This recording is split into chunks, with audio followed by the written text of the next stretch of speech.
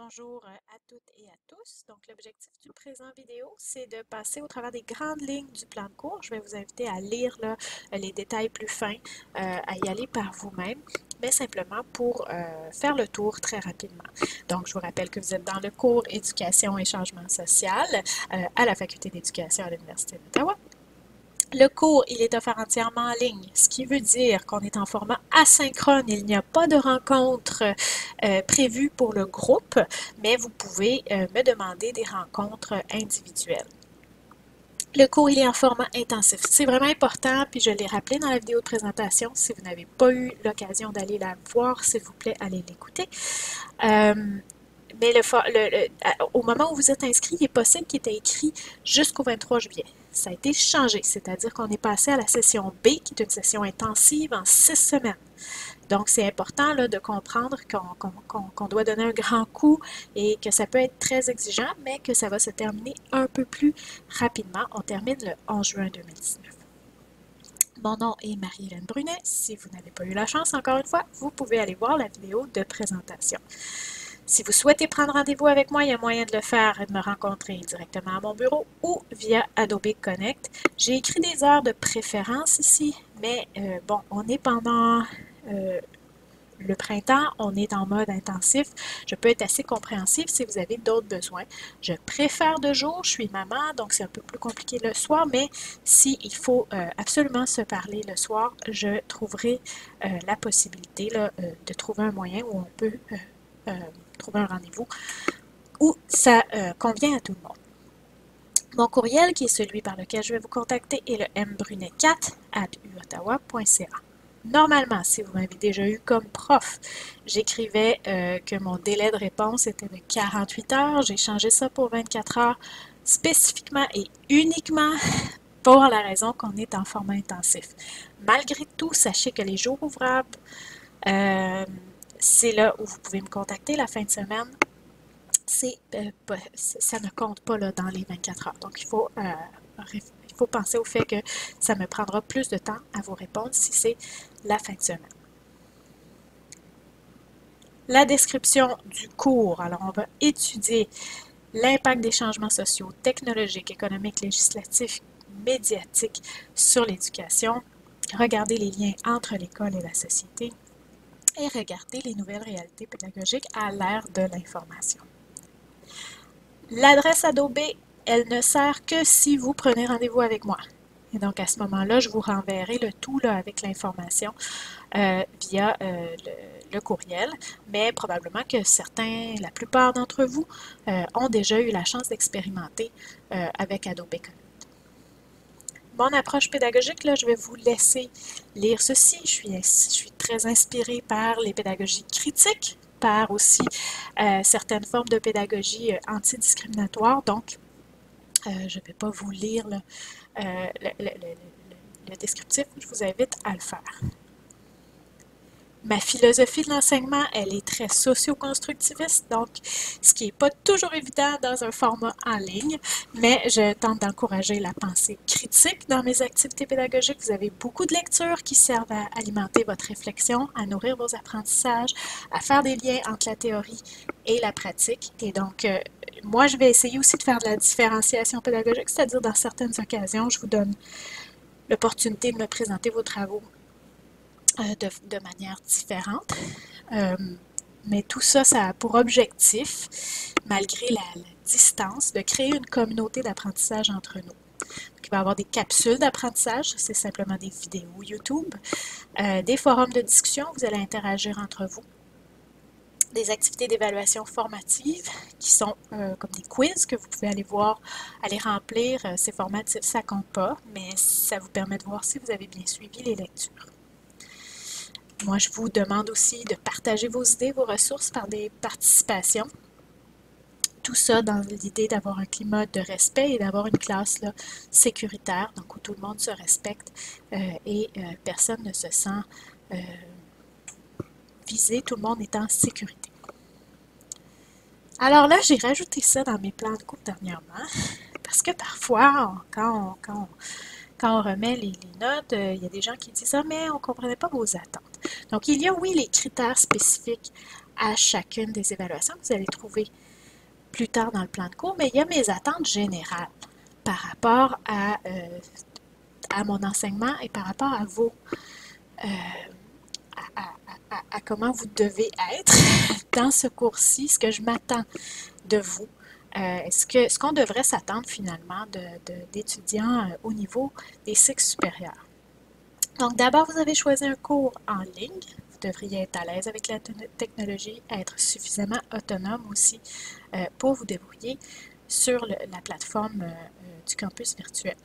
Je m'attends à ce que vous ayez lu le plan de cours et que vous y référiez pour tous les éléments. Le contenu est détaillé, puis très souvent, là, la majorité des courriels qu'on reçoit, la réponse se retrouve dans le plan de cours. Donc, avant de m'envoyer un courriel, allez vérifier si la réponse n'est pas dans le plan de cours. Je m'attends à ce que vos travaux démontrent que vous avez fait les lectures, que vous avez intégré les éléments de ces lectures-là. Je m'attends à ce que vous commenciez vos travaux, et là, surtout qu'on est en session intensive, là, il faut y réfléchir dès le premier jour du cours, il faut commencer à penser à votre travail final et vous donner un plan pour réussir le cours. Je m'attends à ce que vous fassiez vos recherches par vous-même, à trouver des sources d'informations de qualité dont vous vérifiez la qualité et tout ça pour vous permettre de répondre à vos problématiques.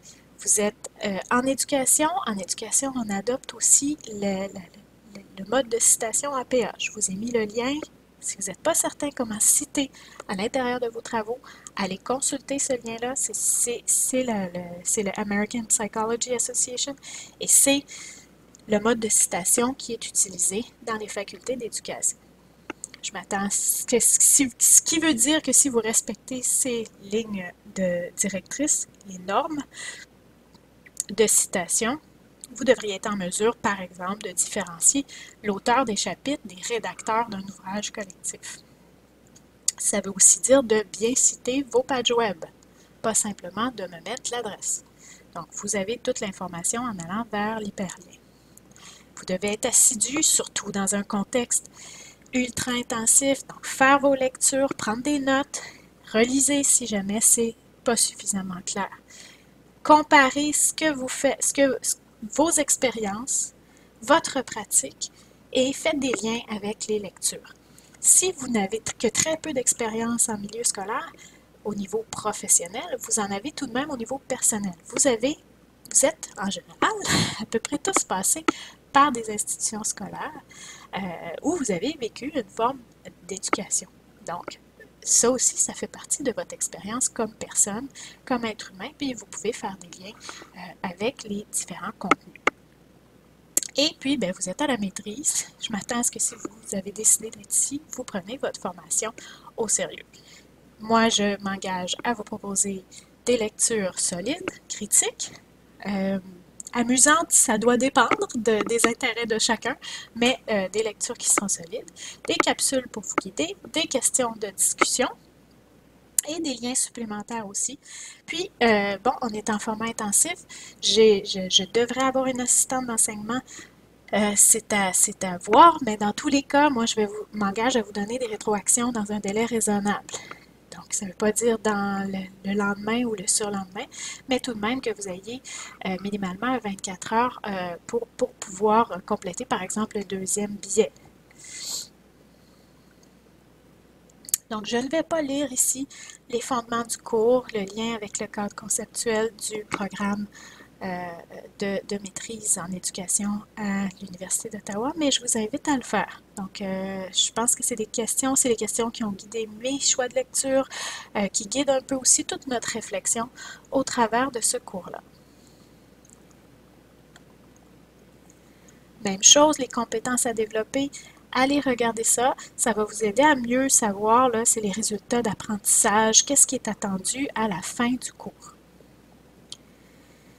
L'horaire du cours, je le répète, il est en format asynchrone. Comme on est en niveau intensif, vous avez l'équivalent d'un travail minimalement de 12 heures par semaine, pour un 72 heures de travail en moyenne pour le cours. Vous avez une séquence didactique au bas qui vous détaille un peu comment ça va se produire. Vous devez me remettre vos travaux aux dates prévues dans le plan de cours. Quand le travail est à remettre une journée, c'est avant 23h59 selon Brightspace, donc avant minuit, en gros, que vous devez m'avoir remis ce travail-là la journée indiquée. Évidemment, je vous conseille de l'avoir remis avant minuit, mais c'est vraiment la limite. Okay? Si vous me le remettez à 1h ou 2h du matin, vous êtes en retard, 10% par jour de retard. Prenez les mesures qu'il faut pour être en mesure de remettre vos travaux à temps. Maintenant, le contenu et la séquence didactique. Donc, vous avez des contenus associés à chacun des volets qui vont être disponibles sur Brightspace à partir de la date de début de chacun des volets. Donc, des fois, vous allez avoir accès au volet avant la date, mais ça se peut que à la date précise, la veille, où je rajoute des lectures, surtout dans la partie complémentaire. Donc, c'est important d'aller vérifier au début de chaque début de volet. Donc, par exemple, le volet 3, c'est le 20 mai. Allez vérifier que vous avez bien accès à l'ensemble des documents. Si jamais vous les aviez consultés avant, il est possible qu'il vous en manquait. Les lectures vont être disponibles sur Brightspace lorsque les droits d'auteur le permettent. Je crois que l'ensemble, c'est à revérifier. Là, il y a certaines lectures que j'ai changées par rapport à la dernière fois où j'ai donné ce cours-là. Donc, si jamais je ne rends pas disponible directement sur Brightspace la lecture, je vais vous expliquer comment aller la trouver via le site de la bibliothèque. Donc, des fois, c'est dans le cas des droits d'auteur. Ça se peut que ça n'arrive pas là, donc je dois vérifier en fonction des lectures que j'ai ajoutées si les droits d'auteur me permettent de les mettre directement sur Brightspace pour vous. Il y a d'autres lectures qui sont rajoutées. En général, c'est des choses un peu moins disons, là, scientifiques, c'est-à-dire que c'est plus des articles de journaux, des vidéos, des balados-diffusions, des textes de blog, tout ça que je vais venir rajouter par rapport à chacun des volets. À chacun des volets, vous avez un quiz aussi que je rends disponible et ça vous permet de vous assurer de votre compréhension des textes. C'est entre 3 et 6 questions selon les volets. Je fais ça graduellement, c'est-à-dire que les premiers volets, il y a un petit peu moins de questions, puis ça va vers un peu plus de questions. Les dernières fois que je donnais ce cours-là, je rendais obligatoire le fait de le compléter, même s'il n'y avait pas une note qui était attribuée, pour simplement m'assurer que les lectures étaient faites. Au niveau de la gestion, après, ça devenait très complexe quand il y avait des gens qui n'avaient pas complété à temps et qui n'avaient pas accès. Bon, pour toutes sortes de raisons, je vous recommande très fortement de compléter les quiz parce que ça vous aide et que de toute façon, ça ne compte pas à votre note, mais c'est simplement dans un souci, c'est vous-même pour être certain d'avoir compris les lectures. Je vous recommande de les faire, mais évidemment, elles sont formatives et vous aurez accès dans tous les cas aux lectures de l'ensemble du cours, peu importe. Donc, c'est un aspect facultatif, formatif, mais je pense que ça peut être intéressant pour vous. Ils sont là, profitez-en. Donc, la structure là, du cours sur 6 semaines, vous avez d'abord, je n'ai pas le choix là, de mettre une introduction qui dure quelques jours parce qu'il y a beaucoup de mouvements en général ces premières journées-là. Des gens qui rentrent dans le cours, qui quittent pour des raisons qui leur sont propres, d'autres qui rentrent parce qu'il y a une liste d'attente. Donc, il y a quelques journées pendant lesquelles on appelle ça un volet de préparation. Donc, vous avez une présentation, il y a votre plan de cours, ce que vous êtes en train d'écouter aussi. Je vous demande à vous aussi de vous présenter sur le forum, puis de vous familiariser. Donc ça, c'est jusqu'au 5 mai. Sachez que moi, je vais rendre le volet 1 là, disponible dès le 1er mai. Donc, pour ceux qui voudront déjà commencer, prendre de l'avance, le 1er mai, ça va être disponible. De la même façon, là, si c'est un cours en ligne, en intensif, je vais tenter aussi de rendre disponible un peu là, avant la date de chacun des débuts de volet les différents éléments. Donc, notre premier volet, c'est vraiment une introduction aux notions de changement social dans un contexte éducatif et plus particulièrement un contexte scolaire. Hein? Donc, je m'intéresse beaucoup à l'école plus particulièrement. Donc, vous voyez, 12 heures. Ça varie entre 12 heures et 15 heures de travail selon les semaines. Et puis, surtout que la première semaine est un peu plus courte. Donc, tout ça au total pour le nombre d'heures qui était inscrit plus haut. Le deuxième volet, c'est un regard historique, donc des textes un peu plus liés à l'histoire de l'éducation. Le troisième volet, on va aller voir les dynamiques de pouvoir, la question de la diversité en éducation, des rapports de pouvoir, des inégalités, de la justice sociale. C'est mon volet préféré. J'en ferai un cours au complet, mais j'ai dû faire des choix et sélectionner certaines lectures seulement pour ce volet-là. Un volet qui est important ici au niveau de l'Université d'Ottawa, on est situé en contexte francophone minoritaire, donc il y a beaucoup de changements qui sont vécus par ce contexte-là. Donc, on va aller regarder ça au niveau du volet 4 et le dernier volet, mais non le moindre, au niveau des changements technologiques et de l'école.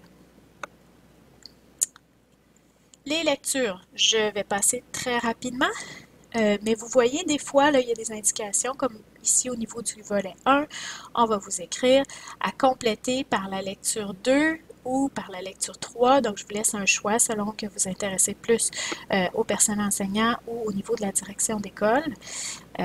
Ça amène des éléments complémentaires. Si vous avez le temps de lire les trois, tant mieux. Sinon, vous pouvez vous concentrer sur l'une ou l'autre. Donc, je passe rapidement, vous irez voir et comme je vous dis, tout ça va être aussi disponible normalement sur la plateforme Brightspace. Donc, je passe rapidement. On va se rendre à la partie qui vous intéresse. Les modalités d'évaluation. Donc, j'ai fait un tableau synthèse, mais après le tableau, vous allez voir le détail avec les critères pour chacun des travaux. Donc, c'est très important d'aller voir le détail, puis à chaque fois que vous avez des doutes, retournez au plan de cours, allez voir la partie qui vient expliquer le travail en question. Et vous devriez avoir les réponses à vos questions. La première chose, c'est des réflexions sur vos lectures liées à chacun des volets. C'est un peu des billets, c'est comme un billet de blog que vous publiez sur le forum de discussion qui est propre à votre groupe. Ça, je vous l'ai dit, votre groupe d'appartenance, vous n'avez pas rien à faire, là, ça va simplement vous placer dans un groupe. Moi, je vous informerai des gens qui partagent votre groupe. Ces deux billets, ils valent 15% chaque pour un total de 30% de votre note finale. Vous devez remettre, ça veut dire que sur 5 volets, il y a 2 fois où vous devez faire un long billet. Vous pouvez en faire 3. Donc, je vous laisse la possibilité d'en compléter un 3e. C'est facultatif. Mais si vous faites ça, bien moi, je vais garder vos 2 meilleures notes. J'ai rajouté aussi le fait, je vais essayer de le souligner ici, je veux qu'au moins un des billets soit complété lors des 2 premiers volets. Pourquoi je veux éviter d'avoir toute la correction en fin de session? C'est vraiment important pour moi qu'un de vos 2 billets soit publié donc avant le 19 mai. Donc, soit pour le volet 1, soit pour le volet 2, décidez, mais un de vos 2 premiers billets sera lors de ces volets-là.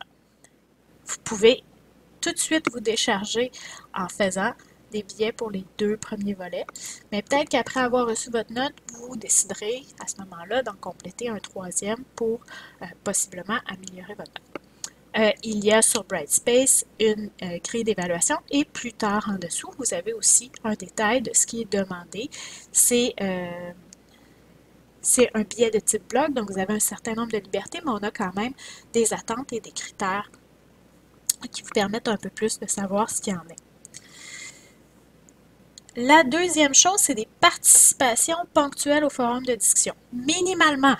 Je dis minimalement parce que si ça vous tente de participer beaucoup, si vous voulez vous impliquer dans ce cours-là, j'ai déjà donné ce cours-là, j'ai des gens qui s'impliquaient vraiment et je pense que vraiment on peut ressortir de ce cours-là en sachant plus si on décide de vraiment s'impliquer, surtout au niveau de vos groupes particuliers, donc d'échanger, de commenter, etc.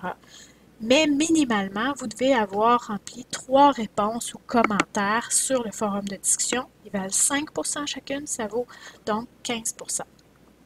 Donc, il n'y a pas de date précise pour vos participations, mais là, encore une fois, pour éviter que tout le monde fasse 3 participations en fin de session, ce qui devient au niveau de la gestion là, ingérable, je vous demande d'avoir complété minimalement une participation avant le 22 mai.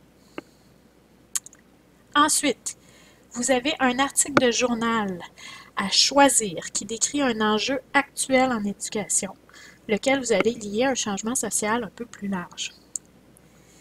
Ce travail-là, c'est simple. Vous choisissez un article et vous allez voir les critères plus loin. Vous ne pouvez pas choisir n'importe quel article, n'importe comment. Là. Il faut que votre article respecte un certain nombre de critères. Vous le choisissez et vous me donnez une très courte explication de son contenu et de la raison pour laquelle vous avez choisi cet article-là spécifiquement.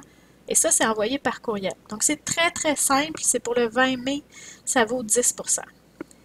Et donc, moi, c'est un peu comme, c'est ma façon après d'aller approuver le sujet, ce qui va démarrer votre travail 2B, parce que c'est en lien, c'est-à-dire que votre travail 2B, c'est de créer une capsule informative à partir de laquelle vous allez expliquer l'enjeu qui est décrit dans l'article de journal, puis vous allez démontrer comment des recherches en éducation ou en sciences sociales expliquent cet enjeu-là de façon plus scientifique. Donc, une capsule, c'est un peu comme les capsules que vous allez voir dans le cours à chacun des volets. Moi, je fais une capsule, c'est-à-dire que c'est un diaporama qui est enregistré. Il y a une foule de logiciels qui existent et qui sont gratuits pour vous permettre de compléter, pour vous permettre de l'enregistrer, même PowerPoint. Si vous avez PowerPoint, vous pouvez vous enregistrer. Donc, il y a plusieurs possibilités. Moi, je vous dis que Screencast-O-Matic, c'est gratuit, c'est super facile. Je vous mets le tutoriel en plus à plusieurs endroits sur le cours en ligne. C'est vraiment super simple. Puis, c'est une façon, dans le cadre d'un cours en ligne, c'est un peu comme si on avait une communication orale si on était en présentiel. Donc là, à la place, vous devez créer une capsule. Ça vaut 45 % de votre note. C'est basé sur l'article de journal, comme j'ai dit, mais avec une explication qui est appuyée par des textes scientifiques. Si jamais vous êtes absolument pas à l'aise avec le fait de faire une capsule, c'est là où je vous parlais de différenciation pédagogique, vous pouvez la remplacer par un travail écrit. C'est comme vous le souhaitez. Donc, vous avez par la suite l'explication pour chacun des éléments qu'on a dans le tableau synthèse.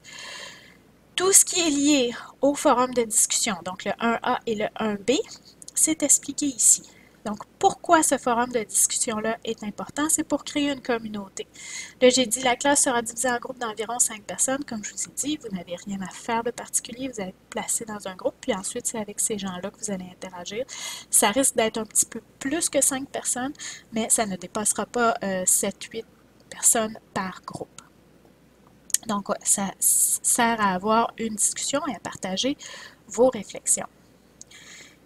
Donc, la première partie, vos 2 billets longs, donc qui valent 15 %.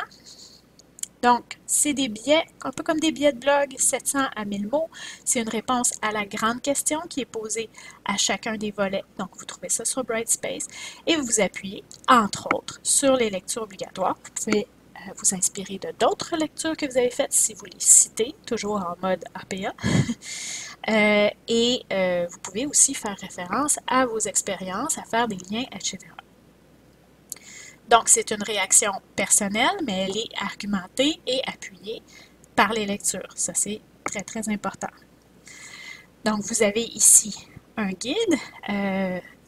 Il y a beaucoup de choses que c'est des suggestions. Par exemple, vous pouvez conclure par des questions supplémentaires. Vous n'êtes pas obligé de conclure de cette façon-là. Peut-être que vous avez une manière plus originale de conclure, mais ça peut être une très bonne façon de conclure parce que ça permet d'envoyer vers une question plus large ou une question plus spécifique, ça dépend.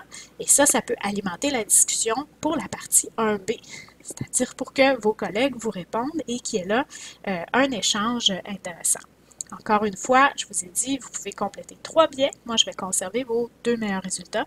Ça aussi, c'est facultatif. Si vous ne voulez qu'en compléter 2, si vous êtes satisfait avec votre note, tant mieux pour vous. Mais vous ne pouvez pas, là, par exemple, si vous avez décidé de publier au volet 2, puis au volet 5, vous ne pouvez pas ensuite aller publier au volet 3. Une fois que la date est passée, pour chacun des volets, c'est terminé, on ne peut plus publier un long billet par rapport à ce thème-là. le 1B, c'est vos commentaires ou vos participations 3 fois minimalement dans la session, ça vaut 15%. Et oui, je vais les évaluer, chaque participation. Donc, je veux quand même que ce soit des participations qui sont critiques, qui amènent des éléments, qui ne sont pas simplement écrire pour écrire parce que je dois avoir mes points. Je veux que ce soit vraiment une réaction intelligente et intéressante et appuyée. Donc, c'est entre 150 et 300 mots. C'est important hein, parce que je vous dirais que là-dessus, la majorité des gens qui ont perdu des points dans les dernières sessions, c'est qu'ils écrivaient 2 ou 3 phrases, que ça ne faisait pas 150 mots, que ce n'était pas suffisant, donc ils n'avaient pas leur point. Il faut vraiment que ce soit des participations suffisamment élaborées. Vous pouvez réagir au biais d'un collègue de classe, dans ce cas-là, de quelqu'un dans votre groupe spécifique. Vous pouvez aussi réagir aux discussions, aux activités du cours. Vous avez vu d'autres lectures. Vous voulez présenter un site web, une ressource que vous utilisez dans vos cours, quelque chose que vous avez vu qui est super intéressant. Vous pouvez le faire aussi. Et ça, vous pouvez le faire sur un forum général qui s'adresse à l'ensemble du groupe. Donc, vous allez aller voir dans les forums, dans l'onglet forum sur Brightspace et vous allez avoir un forum qui va être marqué participation autre. Alors là, c'est l'ensemble du groupe au complet, de toute la classe, qui va pouvoir consulter ce que vous avez. Et encore une fois, on ne fait pas juste mettre le lien, dire « Hey, j'ai trouvé ça, puis c'est super intéressant ». On le commente suffisamment, on l'explique entre 150 et 300 mots. Donc, vous avez quand même une grande marge de manœuvre pour ces courtes entrées-là. C'est soit de répondre à vos collègues, soit de faire d'autres types de participation. Si vous n'êtes pas certain là, que ce que vous avez à proposer rentre dans les critères, écrivez-moi et je vais pouvoir vous guider là-dessus. Et rappelez-vous, là aussi, je veux qu'on ait une entrée sur le forum de ce type-là avant le 22 mai. Vous voyez qu'il y a une différence ici. L'un des 2 premiers volets, c'est avant le 20 mai, puis là, c'est le 22 mai. Pourquoi la différence de temps? C'est pour vous permettre, par exemple, de réagir au biais de quelqu'un qui aurait publié le 20 mai, donc d'avoir quelques heures, 2 jours, pour pouvoir aller lire et commenter si tel est le cas. Le deuxième travail qui est lié à l'article de journal de votre choix. Donc, c'est d'aller regarder un enjeu actuel qui est lié à un changement social, d'en faire une courte analyse médiatique et ensuite une capsule informatique. Tous les travaux du groupe, surtout qu'on est intensif, tout ça, je n'ai pas le temps de gérer des travaux d'équipe, donc tout ça, vous allez faire ça en individuel. Sinon, c'est un peu plus complexe. Si jamais là, vous êtes 2 dans le groupe, 2 maximum, si vous avez une équipe de 2 que vous voudriez former, vous pouvez m'écrire un courriel. Moi, je vais vous donner, par exemple, des critères qui seront différents, qui seront un peu plus élaborés et qui vont vous demander un travail différent puisque vous êtes à 2. Sinon, le travail se fait, et c'est plus simple en général là, au niveau d'un cours en ligne, en individuel. Donc, pour l'exception, écrivez-moi. Donc, cette première partie, 10%, super simple. Avant le 20 mai, vous m'écrivez un courriel et vous m'envoyez le lien ou le texte avec la référence complète d'un article de journal qui porte sur un enjeu actuel en éducation. Donc, il y a des critères à suivre qui sont bien indiqués ici. Donc, je ne veux pas n'importe quel article, je ne veux pas un tout petit article de rien du tout. Là. Il doit faire minimalement 600, maximum 3000 mots. Je veux que l'article ait été publié récemment, donc que ce soit vraiment un enjeu actuel. Allez voir aussi au niveau de la qualité journalistique du propos. Faites attention là, de ne pas aller sur n'importe quel site web finalement. Et si vous avez des doutes, si vous n'êtes pas certain là, de ce que vous m'envoyez, contactez-moi puis avant la date, puis je vais pouvoir vous dire si c'est suffisamment de qualité. De préférence, choisissez un article qui parle de votre réalité géographique. Okay? Donc, ça peut être au Canada, ça peut être directement à la province où vous travaillez. Si vous êtes à l'extérieur du Canada, ça peut aussi toucher à ça. Si ça se passe aux États-Unis, tout ça, il faudra être capable de faire des liens avec une situation au Canada ou au lieu où vous travaillez, vous. L'article peut être en français ou en anglais. attention au texte des sections opinions. Je vous dis pas que je veux absolument pas. Il y a d'excellents textes des fois dans les sections opinions, je pense aux devoirs, etc. Mais si vous allez avec cette option-là, il faut être conscient du biais. Il y a des biais partout. Il y a des biais même quand on n'est pas dans les sections opinions, mais disons que dans les sections opinions, c'est très clairement là. Donc, il faut simplement en être conscient. Moi, je vous dis, si vous êtes capable de ne pas vous retrouver là, c'est peut-être un peu plus simple pour vous faciliter la vie. Donc, si vous ne savez pas comment chercher, bon, il y a la possibilité de chercher sur Google, mais ça peut être un peu limité. À partir du site web de la bibliothèque, vous avez la base de données Eureka. Donc, si vous allez sur le site de la bibliothèque de l'université, vous choisissez les bases de données, vous choisissez Eureka. Alors là, vous allez pouvoir vraiment aller fouiller dans des journaux et là, choisir des mots-clés, puis faire une recherche pour trouver possiblement ce que vous recherchez. Vous allez pouvoir aussi limiter la date à 2015 et suivante. Je vous ai mis une liste de sujets qui pourraient vous intéresser. C'est pas exhaustif, c'est-à-dire qu'il y a peut-être des choses, des enjeux actuels, il y en a plein là. L'éducation, ça touche à peu près tous les enjeux qu'on vit socialement. Donc, si ce qui vous intéresse n'est pas là, simplement m'écrire un courriel, puis moi, je vais pouvoir là, vous dire si ça me semble une bonne avenue pour votre travail ou pas. Donc, par exemple, on pourrait s'intéresser aux violences sexuelles, à la diversité sexuelle, à l'éducation à la sexualité. Bon, là, on est toutes dans la même, disons, dans le même thème, mais ce sont des éléments différents. Vous pourriez vous intéresser à l'intégration des élèves en difficulté, aux coupures budgétaires en éducation. Hein? Donc, là, en Ontario, on est en train d'en vivre possiblement des assez sévères. Donc, ça peut être un choix aussi. Au changement technologique, et là, il y a plein de possibilités. Au virage numérique, pour y regarder plein d'éléments. J'ai encore vu là, récemment quelque chose sur le Momo Challenge, que même, bon, il y avait des écoles qui prenaient des mesures pour contrer ça ou pour amener les élèves à devenir critiques par rapport à ce type de choses. Donc, il y a plein d'éléments que vous pourriez aller voir là. Tout ce qui est lié au changement climatique, qu'est-ce que ça a comme influence sur l'école, sur ce qu'on enseigne, sur comment sont les écoles aussi au niveau de l'environnement, quelles mesures sont prises aussi. L'intimidation, les réseaux sociaux, ça peut aller ensemble aussi. Vous pourriez vous intéresser à la commission Vérité et Réconciliation, à tout ce qui est aussi des épistémologies autochtones. Quel impact ça a, tous les mouvements de reconnaissance territoriale et toute la commission Vérité et Réconciliation, qu'est-ce que ça veut dire en éducation? La compétition entre les écoles privées et les écoles publiques, là je pense beaucoup au Québec. En Ontario, on a une situation un peu différente, mais on pourrait regarder les programmes particuliers qu'il y a dans certaines écoles et comment ça crée une ségrégation entre les élèves et que ça peut amener une reproduction sociale. Donc ça, c'est un type aussi de questionnement que vous pourriez avoir. Les fake news, les fausses nouvelles, ça peut être un élément à étudier.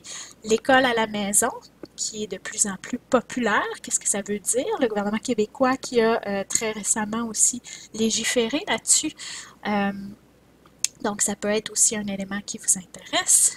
Les changements dans les écoles en milieu minoritaire, mais aller un peu plus précisément à l'extérieur de ce qu'on aura vu. Vous pourrez faire des liens avec le volet 4, mais de dépasser un petit peu ça avec un événement plus particulier. Vous pourrez regarder la gratuité scolaire. Vous pouvez vous intéresser à l'éducation universitaire aussi, ou à l'éducation au personnel de la santé. Si vous êtes capable de trouver un article qui porte là-dessus, allez-y. Les armes, la violence à l'école, l'avenir des écoles en région éloignée. Pour certains d'entre vous qui viennent, par exemple, du nord de l'Ontario. J'ai déjà eu des étudiants qui étaient au Yukon aussi. Donc, quel type de défis sont là et quel est l'avenir qui est réservé à ce type d'école-là?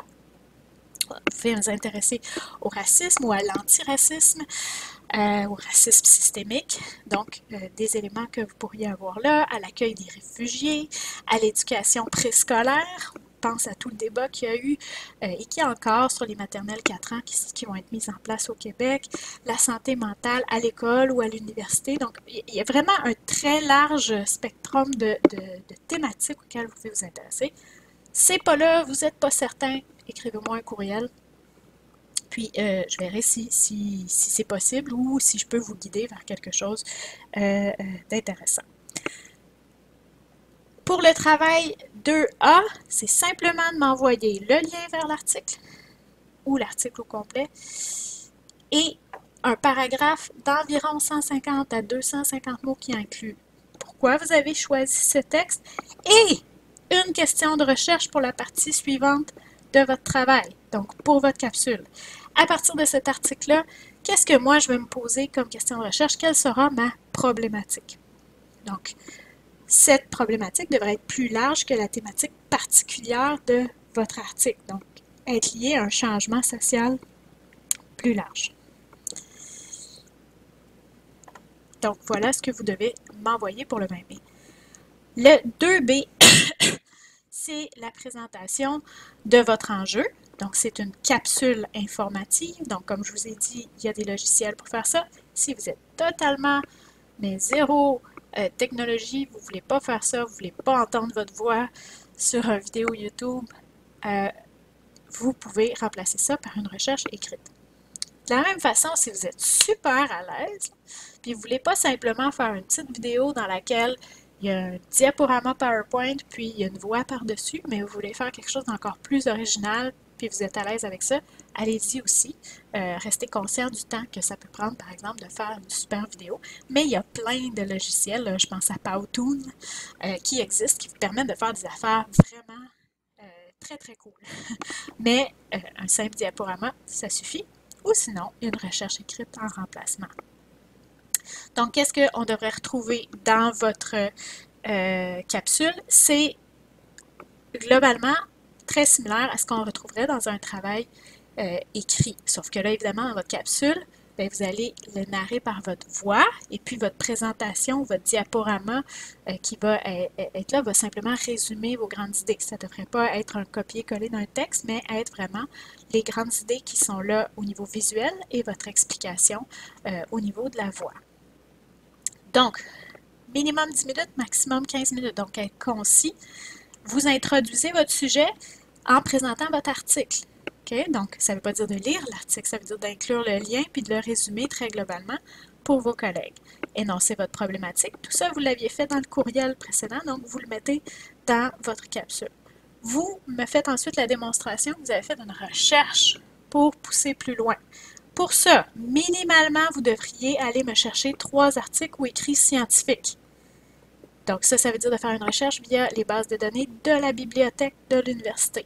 Donc, allez vraiment chercher des vrais articles scientifiques de qualité et pas seulement des articles de journaux ou des blogs en ligne. Donc, vraiment d'aller chercher de la recherche en éducation de qualité et bien, évidemment, bien la citer à l'intérieur de votre présentation.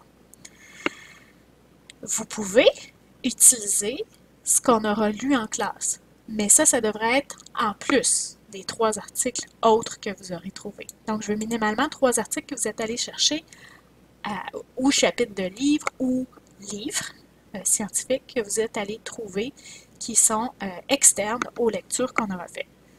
Mais, s'il vous plaît, si vous êtes capable, et je vous le recommande fortement, ensuite de faire des liens aussi avec d'autres lectures qu'on aura utilisées en classe, tant mieux. À la fin de votre capsule, la dernière diapositive devrait inclure les références bibliographiques de tous les documents consultés. Là, vous avez des petites des suggestions sur comment présenter votre travail et les choses que vous pourriez inclure dans votre capsule. C'est à peu près la même chose, ceux qui décideront de faire le travail écrit. C'est un travail de 8 pages environ et ça exclut la page de présentation et la bibliographie. Donc là, ça vous indique un peu le format à suivre si vous avez décidé de faire le travail de 8 pages. Donc, voilà ici. Ensuite, vous avez ce que vous retrouvez dans tous les plans de cours à la Faculté d'éducation. Donc, le système de notation, Tout ce qui est l'intégrité intellectuelle. J'ai eu le malheur, disons, dans d'autres cours, y compris au niveau du deuxième cycle, d'avoir à faire face à des cas de plagiat. Et je n'ai pas de tolérance pour le plagiat, aucunement. Donc, sachez que si je reconnais votre travail, c'est-à-dire que s'il est copié de quelqu'un d'autre à une autre session, et même si j'ai une assistante d'enseignement, ça risque d'être la même assistante que la dernière fois, on est capable de reconnaître, donc n'utilisez pas les travaux de quelqu'un d'autre, nous allons reconnaître. N'utilisez pas non plus, si vous utilisez, quand vous utilisez des travaux extérieurs, quand vous faites référence à des articles scientifiques, vous les citez convenablement. Donc, si vous n'êtes pas certain de ce qui constitue plagiat ou pas, en fait, dès qu'on se pose la question « Ah, est-ce que je suis en train de faire du plagiat? C'est probablement un signe qu'il faut faire attention. » Allez consulter le règlement scolaire, vous allez avoir tous les détails, mais évidemment, le plagiat n'est pas toléré. Sur l'assiduité et les travaux, ben, on en a parlé un peu plus tôt là, dans le plan de cours. Donc, au niveau de l'assiduité, s'il y a un retard, il y a 10% à la note du travail par jour de retard. Si vous avez vraiment une impossibilité de remettre, vous devez me le demander et me le demander d'avance. Ça veut dire pas 24 ou 48 heures avant la remise, là. Et surtout pas 2 heures avant la remise. Madame, j'y arriverai pas, je peux avoir une semaine de plus? Non. Si vous êtes capable de m'expliquer avec des bonnes raisons pourquoi vous n'êtes pas en mesure de remettre votre travail à temps, on peut voir s'il y a une entente possible.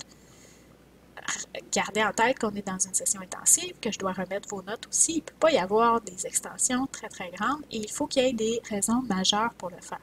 Dans tous les cas, un retard en entraîne un autre et là, je ne peux pas vous donner constamment des possibilités. Si vous sentez que vous n'êtes pas capable de suivre, c'est peut-être le moment d'aller consulter les services d'aide à l'université pour obtenir des accommodements scolaires. Et ça, c'est à faire possiblement avant d'entamer votre session et non au milieu de la session, surtout étant donné les délais que ça peut prendre.